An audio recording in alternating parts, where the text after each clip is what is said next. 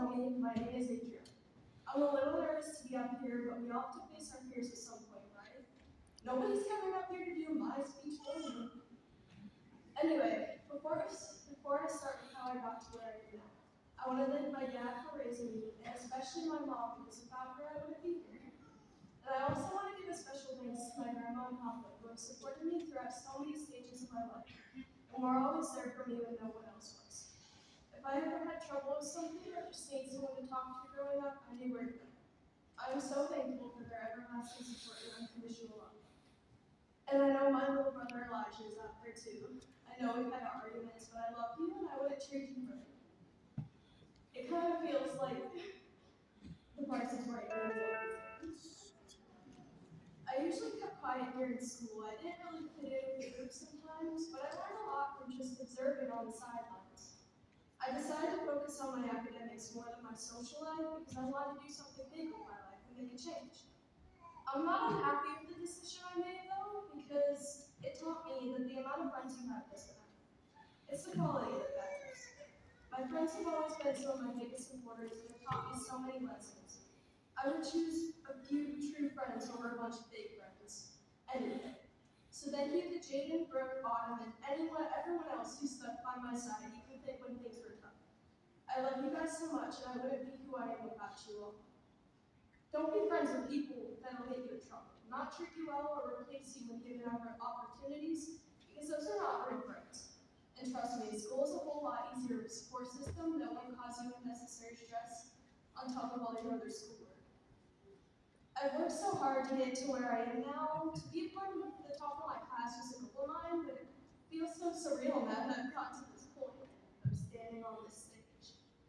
There were some nights where I'd work on a project until falling asleep on the floor, or the days I'd have to stay after school really late because I never had a ride home. It really sucked having to stay so long, but I got to use that time to stay in detention or study tables and catch up on whatever work was due the next day. It was never easy for me to do my work at home, so I guess I'm thankful I had all the extra time and help at school to do it. All those late night crash outs were worth it to get to this point. Sometimes I think I'm lazy or haven't done enough, but when I look back at all I've accomplished, even a perfectionist like myself can feel grateful and happy on how far I've gotten. Lastly, I want to thank all the teachers who have taken care of me and treated me like family for all these years. Especially Mr. Bull, Mr. Senny, Mr. Hart. There's a lot of you guys that are like him. I've gone through a lot of tough times, but I always knew I had someone to talk to, or just a room to hang out in while I was homeless roaming the halls, miserable. You guys aren't just my teachers, but family to me as well. I know I'll be gone come next year, but I know I'll be leaving a part of myself here as well. There's so much I want to say while I'm up here, but I don't have all the time in the world, and you guys probably want to get on with your Sunday. If I were to leave any advice to the underclassmen, or just about anyone, it would be that pressure makes a diamond. Going to this school has taught me to deal with the pressure and push through it. Even though it was tough at some points, being here has given me the chance to learn not just about the periodic table or the quadratic formula, but a chance to learn about myself and how the world works around me. There may be some difficult times that you'll be like, how am I ever going to get through this? Trust me, we've always had those overwhelming thoughts. But at the end of the day, that missing assignment or C you got on a test isn't going to do it. Sometimes I wish I learned that a long time ago. That pressure will make you a better person, make you better.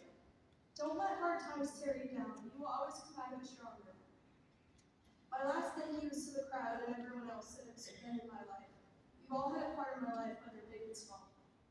Thank you for listening to me speak today. I hope everyone can go home today feeling maybe a little inspired. Good luck, Lordstown. I'll miss you.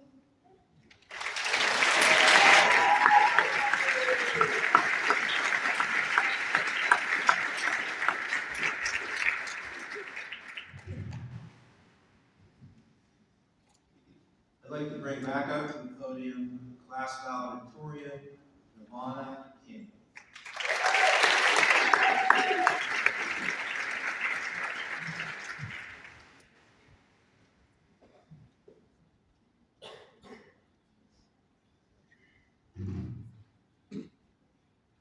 Good afternoon, family, friends, faculty, staff, and class of 2026. Thank you for today is something I've dreamed of for a long time. was always a goal of mine, not just for the title, but for what it represented. The hard work, the discipline, and the support it took to get here. And the truth is, this moment isn't just mine. It belongs to everyone who helped me along the way. First, I want to take a moment to thank my parents for their unwavering support. Thank you to my coaches, teachers, boyfriend, and friends. Through the ups and downs of high school, you've been there for me not only academically, but emotionally as well, in more ways than I can count. Your support has shaped me into the person standing here today. If I'm being honest, when I first sat down to write this speech, I had no idea where to begin. So I did what most of us do when we're unsure. I looked back. I thought about everything we've experienced at Lordstown High School. All of the differences between us, different paths, different passions, different stories. And I searched for one thing that connects every single one of us: change.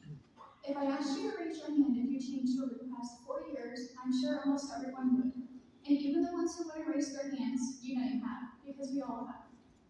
We were the class that never got a 6th grade graduation, the class whose middle school experience was interrupted, the class that went online, that wore masks in the hallways, even if they were below our noses, that sat at desks during lunch,